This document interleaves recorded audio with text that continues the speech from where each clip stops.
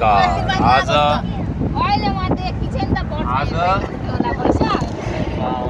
असोज 21 गते वसन्तमा हामी जनकपुरको यात्राको लागि निस्किएका छौँ। हामी अहिले लगभग सुनसरीतिर छौँ। लगभग रोजिनाजीले आज योगा गरेको हुनाले आज हामीले हिँडाइ 7 बजे मात्रै भयो। त्यसको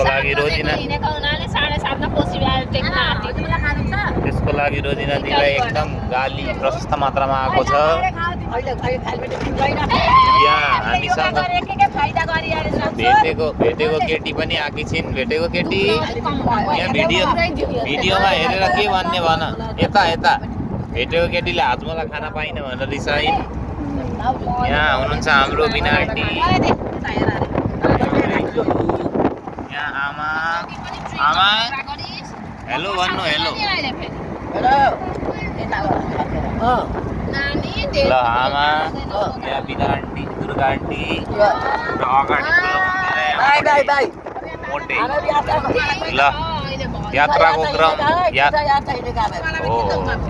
क्रम भर्खर सुरु भएको छ। हामी चाहिँ उमा ठुलो मम्मीको यो ऐनाबाट अघि देखायो।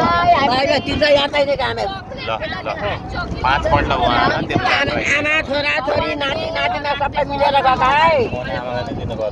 बोल्नु भनेर